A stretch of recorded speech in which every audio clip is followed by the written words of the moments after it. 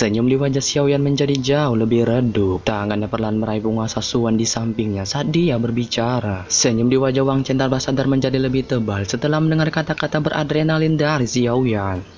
Saya telah bertemu dengan Tang Yin dari pavilion 10.000 pedang belum lama ini dan baku hantam dengannya. Dia mengatakan akan ada seseorang yang lebih menyenangkan untuk baku hantam di belakang. Saya pikir dia sedang berbicara tentangmu. Wang Chen perlahan menurunkan tangannya. Energi padan warna hitam dengan cepat melekat di tubuhnya. Dia memandang Xiaoyan saat lidah merahnya menjilat bibirnya. Sesaat kemudian, matanya tiba-tiba berubah gelap. Kalau begitu, izinkan saya untuk melihat apakah kamu menyenangkan untuk baku hantam seperti yang dia katakan. Tubuh Wang Chen tiba-tiba berubah menjadi garis hitam setelah kata-katanya terdengar. Dalam sekejap mata, dia muncul di depan Xiaoyan. Bogemannya yang ditutupi dengan energi hitam membawa angin darah saat menghantam Xiaoyan tanpa ampun. Hati-hati, Nalan Yaran segera mengingatkan Xiaoyan ketika dia melihat Wang Chen tiba-tiba menyerang. Sosok hitam melintas dan berdiri di depan Xiaoyan seperti perisai dengan cara seperti gilat. Bogeman itu langsung menabraknya, memancarkan suara yang dalam.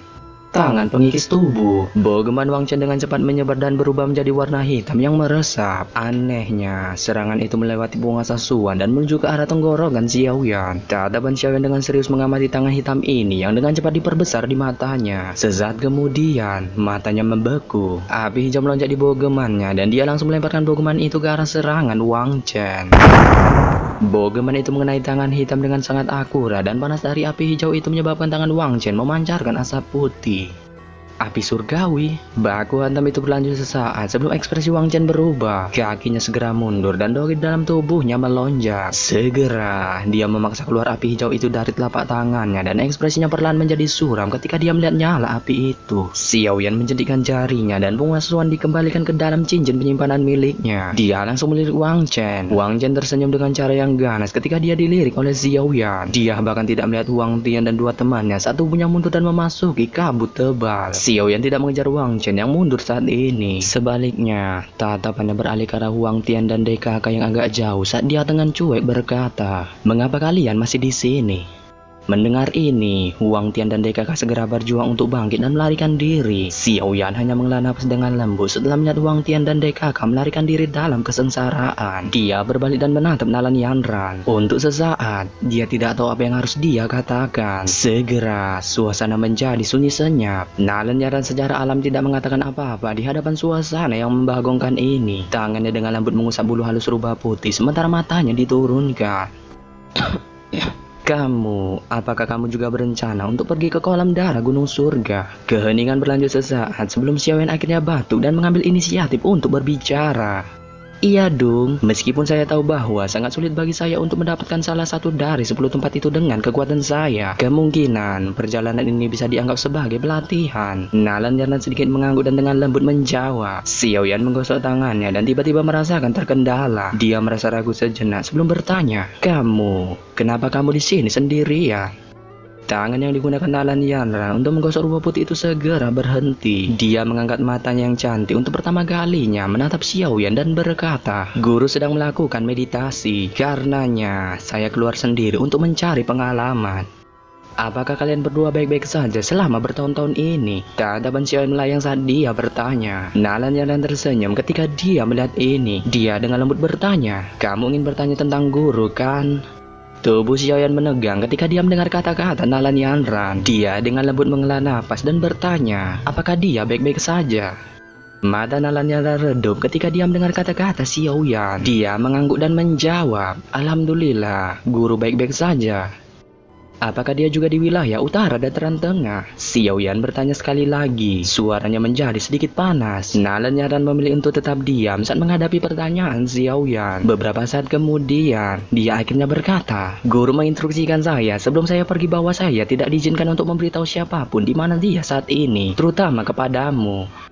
Xiaoyan tertegun ketika mendengar kata-kata Nalan Yanran. Dia segera tertawa suram. "Tidak apa-apa jika kamu tidak memberitahuku. Semuanya baik-baik saja jika dia baik-baik saja." Xiaoyan menghela napas. Dia menggelengkan kepalanya dan mengusir emosi di dalam hatinya. Setelah itu, dia tersenyum dan berkata kepada Nalan Yanran, "Saya juga menuju ke kolam darah Gunung Surga. Jika kamu mau, kamu bisa mengikuti saya. Bukankah aku akan menjadi beban bagimu?" Mata Nalan Yanran menjadi cerah sebelum dia bertanya dengan khawatir, Saya benar-benar tidak terbiasa dengan rute gunung mata surga ini. Paling tidak, kamu tahu sesuatu tentang itu. Saya tidak akan terlalu khawatir jika kamu ada di sekitarku. Xiao Yan merentangkan tangannya saat dia menjawab. Baiklah, tangan Nalan Yanran dengan lembut mengusap rubah putih. Dia merasa ragu sejenak sebelum mengangguk dengan lembut. Tempat ini sudah dekat dengan Gunung Mata Surga. Sangat mungkin bahwa kita akan dapat mencapai kaki Gunung Mata Surga setelah beberapa saat. Ada labirin alami di sana. Namun, kita memiliki rubah putih ini dan tidak perlu terlalu khawatir tentang hal itu, ucap Nalan Yanran. Xiao Yan mengangguk ketika mendengar kata-kata Nalan Yanran. Segera, mereka dengan cepat melakukan perjalanan melalui hutan yang tertutup oleh kabut tebal.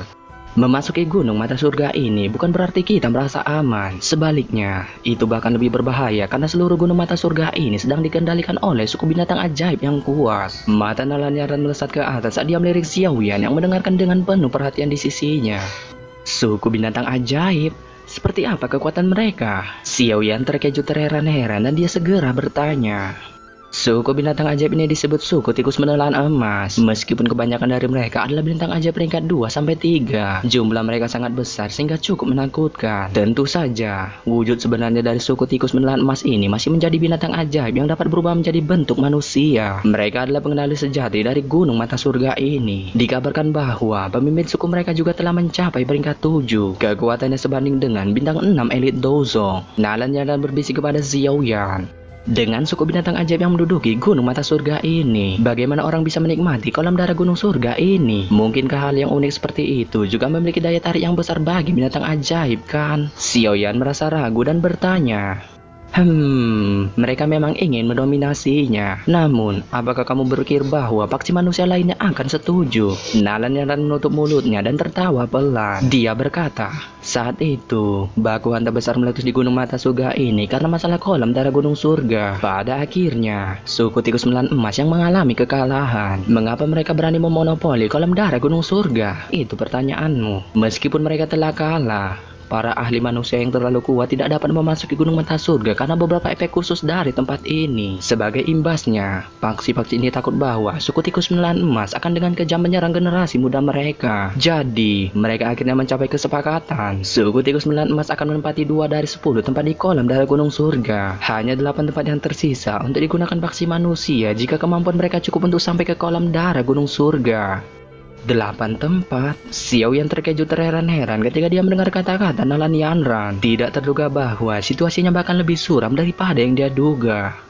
Tidak ada pilihan lain, suku tikus menelan emas memiliki keunggulan wilayah. Sebenarnya, mereka sangat tidak senang di hati mereka. Di masa lalu, mereka bisa menempati 10 tempat ini. Sekarang, jatah mereka telah menyusut 5 kali. Nalan Yanran tertawa. Menurut perjanjian, suku tikus menelan emas dapat menempatkan pos pemeriksaan di Gunung Mata Surga dan menahan orang-orang yang naik ke atas. Mereka dapat melakukan apa saja sesuka jidat mereka selama mereka tidak mengancam kehidupan orang-orang itu. Meskipun demikian, mereka harus mengumpulkan 8 ahli manusia. Oleh karena itu, yang terbaik adalah tidak menyinggung anggota suku menelan emas setelah kita memasuki Gunung Mata Surga. Ini karena mereka dapat memutuskan persyaratan untuk menghabisi orang itu sebelum orang itu naik ke puncak. Wajah cantik Nalan Yanran menjadi sangat serius menjelang akhir penjelasannya. Xiao Yan tersenyum suram dan mengangguk ketika mendengar kata-kata Nalan Yanran. Kabut di sekitar mereka menjadi lebih redup sementara mereka berdua ngebacrit. Sesaat kemudian, barisan pohon yang menculang tiba-tiba muncul di hadapan mereka. Hanya ada pintu pohon yang memungkinkan hanya satu orang untuk melewati di antara pohon-pohon besar itu. Di depan barisan pohon ini ada lebih dari 10 sosok manusia. Jelas, mereka semua adalah orang-orang yang memiliki minat tentang kolam darah Gunung Surga. 10 sosok manusia itu berbalik dan melirik Xiao Yan setelah melihat bahwa ada orang baru yang telah tiba. Segera, tatapan mereka melesat ke arah rubah putih kecil di pelukan Nalan Yanran. Rubah putih, banyak teriakan gembira terdengar dan semua tatapan mereka tiba-tiba beralih ke arah Nalan Yanran. Wajah cantik Nalan Yanran sedikit berubah setelah ditatap oleh begitu banyak tatapan panas. Dia memeluk rubah putih itu dan dengan lembut mundur selangkah.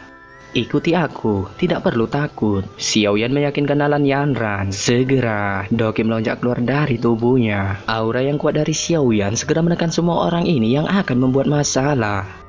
Siapapun yang mendekati kami akan dihabisi. Mata Xiaoyan dengan ganas melihat sekelilingnya. Suara yang berisi niat baku hantam terdengar dari mulutnya, menyebabkan wajah 10 manusia itu berubah. Kaki Xiaoyan perlahan berjalan di tanah yang dipenuhi dengan daun hijau kering. Nalannya dan mengikuti di belakang Xiaoyan. Mata jahat di sekitarnya menyebabkan tangannya dipenuhi keringat dingin. Suasana di sekitarnya menjadi lebih tegang saat Xiaoyan dan Nalan Yaran mendekati pepohonan. Langkah kaki Xiaoyan mendarat dengan lembut. Dia melihat pepohonan yang berjarak kurang dari 10 meter darinya dan baru saja akan menghela napas lega ketika teriakan buas terdengar. Kruk. Sosok manusia mendarat di tanah segera menyemburkan seteguk darah segar. Ekspresinya langsung berubah pucat. Tatapannya berisi kejutan dan kekejaman saat dia melihat tempat di mana Xiaoyan berada. Tidak ada yang berhasil melihat dengan jelas apa yang terjadi dalam peristiwa sepersekian detik itu. Yang bisa mereka lihat hanyalah seorang pria tulul yang menjadi orang pertama yang memecah suasana tegang malami serangan gila dari Xiaoyan saat dia melangkah maju.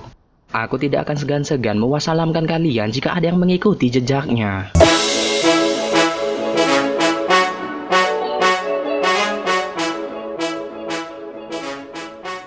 Yo yo yo. Jika kalian suka video ini, jangan lupa kalian hantamkan subscribe-nya. Nyalakan tombol loncengnya. Hantam-hantam like-nya. Dijamin pecah HP bapak kau. Akhir kata, saya ucapkan bye.